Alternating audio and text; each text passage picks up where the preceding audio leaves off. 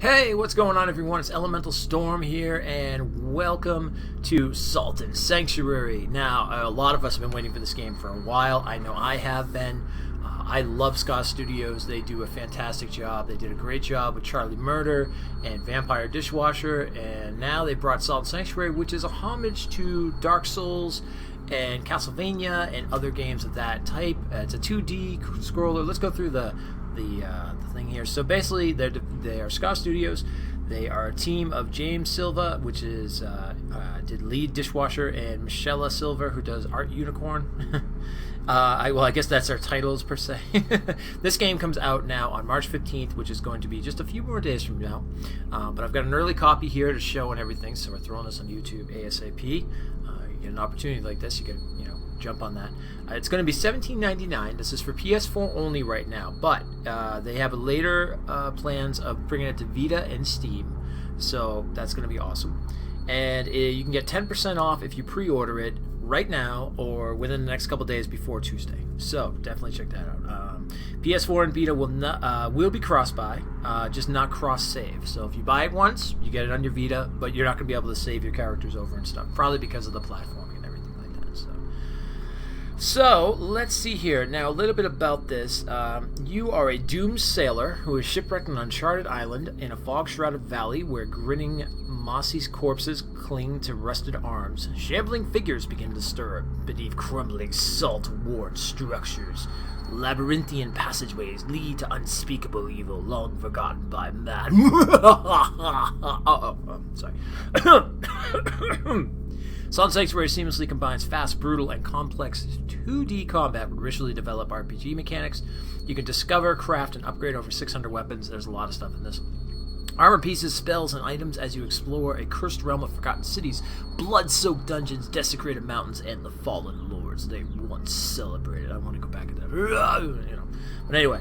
So anyway, let's just get to the game, and we're going to start up just a very generic character and whatnot, so we're just going to get right into it so I can show you guys. We'll probably go up to the first boss, so that way you guys can get a good idea of what it looks like, how the combat works, and the different things of that nature. So I'm going to name myself Storm, of course. We're going to go right off the bat. I'm not going to do too much with the hair, but I will show some of the options and stuff like that. So with this, we're going to put some whiskers on this guy because, a beard's always good. Gotta have a beard, right? Look at that mustachio. That mustachio right there. That's it, right there. That mustachio. Whisker color is Raven. They've got I think they had a steel. Ah, yeah, there we go. It'd be like an old veteran fighter or something like that. Eye color. Yeah, that looks good. Although I always like a good silver. Kind of just gives it an interesting character. You can pick your origin, which is really cool. Now, I think in order to find out more about these, it'll be throughout the story. So I want to go with I know there was one. Oh, this is the one up north, Mark Door.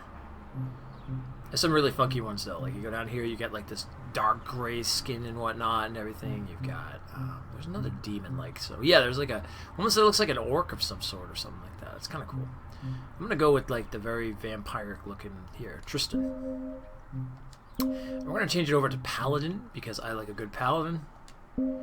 And the effects you can pick up basically, like in Dark Souls, you can have a thing. So red shards, these are kind of they regenerate over time. Stone cell swords, these are really good because when you pick these up, you put them in your sanctuary and you get NPCs. I'll show you how that works and everything like that. So we're gonna go with that. We're gonna go to stealth sword. We're gonna venture forth, and off we go into the beginning. This world has known war for centuries, but peace is finally preciously near. We deliver the princess to the kingdom across the sea, where a marriage alliance would save us all. Shut the window. Failing this mission would surely plunge us into darker days. As I shut the window, I lose up what I'm talking about. But anyway, all right. So right off the bat, you can see the artwork is really cool. So you got pretty much your square button does your attacks, your triangle does your heavy attacks, your left trigger does your blocking, and if you press square, you can parry. So that's pretty good.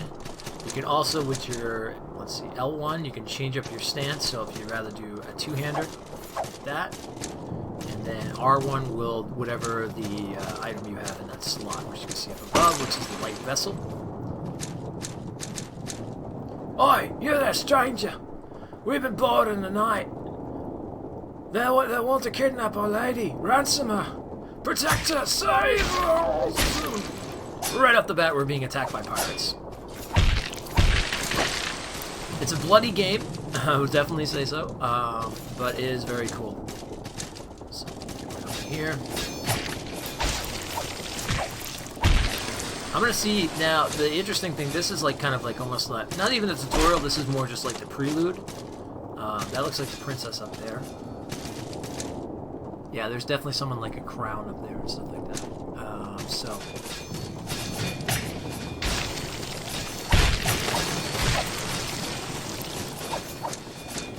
Oh yeah, you can roll with R2. As this pirate seems to love to do. Right, try that out. Try that on me, why don't you?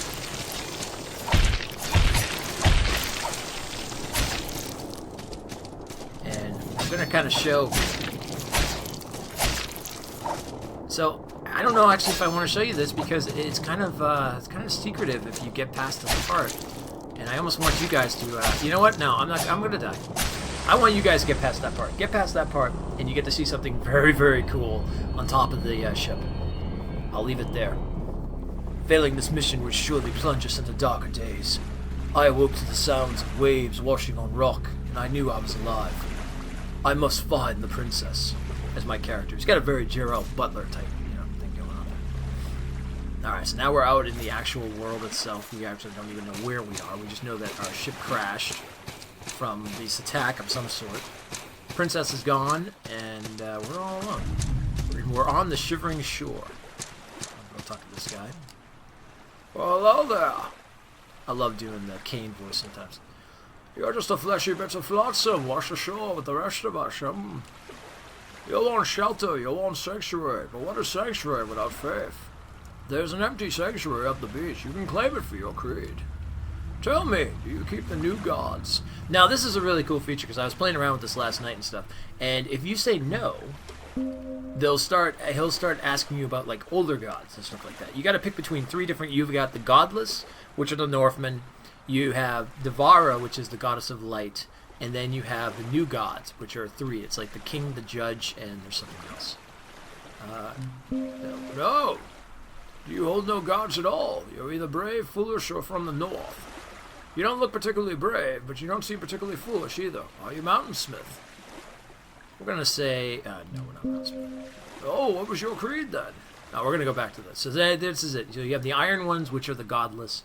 You have the three, which is pretty much like, I think, the main gods that are being worshipped these days. And then the goddess of light is the old god. I'm going to go with the three. Most men follow the three deities, the king, the knight, and the judge. That's what it is. The king, the knight, the judge. The king lends wisdom to men who lead. The knight protects warriors in combat, and the judge guides those who maintain order. Are you a follower of the three, then? We are follower of the three. You are a follower of the three, as I expected. I just said that. Here is the candelabra of the three, icon of your creed. Now, this is really cool, because you get this, and from what I know... Oh, these are also tutorial things you'll find along the way. These bottles, you open them up, look at them. It'll tell you basically the things I was saying, the shield, the offhand, stuff like that. So we're gonna bypass those because I already pretty much told you what those are. Now the candelabra is pretty cool because once we get the sanctuary, I'll show you guys how it works. And supposedly, from what I read, actually it's right here in the notes that I have. It says that sacrifice relics at your sanctuary, your own refuge. Upgrade it, and friendly NPCs like merchants and mages unlock new abilities like weapon transformation, transmutation, and fast travel. Do you ignore strategically important sanctuary held by a rival creed, or do you desecrate it, earning the wrath of its followers? Now, it sounds like you can change some of the sanctuaries around to be yours. So that sounds pretty cool. Alright, we got the sanctuary key, so we're going to head on in, and we're going to go ahead and do this.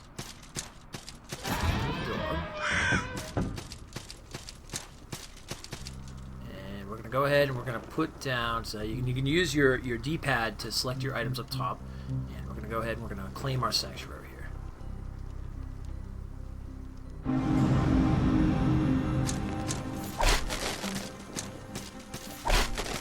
Now we have our sanctuary. Now, on top of that, like I was saying, now we took that stone statue, so we're going to make an offering. We're going to put the stone sellsword here. Now, watch what happens when you do this. This is really cool. all of a sudden, now we have an NPC that just came in here, and he's a guy for hire, by the look of it. Looking for companionship. You can hire him. I don't know. I don't think it's opened yet. I think this is going to be later when the game goes live because of the servers and everything like that. So we're just going to move our way through. I just want to get a little bit close. I want to get to the first boss to at least show you guys and everything like that. And then we're going to call it from there. But I at least want to give you a good taste of what the game is like and everything. The game is fully done. From the trophies, there's a lot of stuff in this game. I see a lot of places. Now, throughout the stream, I'm going to be doing this weekend and stuff like that. I can go all the way up to the Castle of Storm. Very convenient name. And I was like, hey, Castle of Storm. I know there's no way in the 9 that they named it after Elemental Storm, but hey, one can dream. One can dream. So, but yeah, so I thought that was really cool. That was very, very cool. So we're just gonna we're gonna make our way up kind of quick, actually, because like I said, I want to just show you guys. So you can get another merchant and everything like that and stuff. And go through here. Plus, I want you guys to do all your exploring and everything like that, because like any Souls game, any type of Souls game, it's all about exploration, right? I mean, that's the key. Exploration is key. Go in here. Watch out for these things. He's poison, by the way, and of course there are, effects like poison, things of that nature, lightning, and all kinds of cool stuff. Now, one thing you can do here is before you get to the boss, you can go through here. Not get eaten by the rat.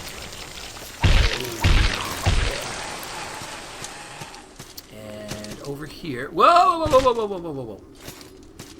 Not falling down and hurting myself would be a good thing. And of course, like Souls and like and like Bloodborne, things like that, you have what is called salt. And salt is basically your currency in terms of going ahead and leveling up and things of that nature. So we're gonna go ahead. We're gonna light this. Now this is kind of like a mini sanctuary type deal. You get this little area, and this is almost like your checkpoint, which is great because it's right next to the boss too. So here, up here, because like I said, we're going straight to the boss just so I can give you guys a small preview, because I don't want the video to be gigantically long. And if you want to see this, of course, like, how far we get and the upper ways and everything like that. The first boss, the Sodden Knight! I like this guy. He looks really cool, too. Good work on the artwork on the enemies and stuff so far. I really like it. I'm going to more than likely do a top 5 reasons to play this later on. I want to get at least a little deeper in the game first, though, so I can figure out my favorite boss. I fought this boss a few times. I'm not going to lie. In the beginning, I got killed quite a few times.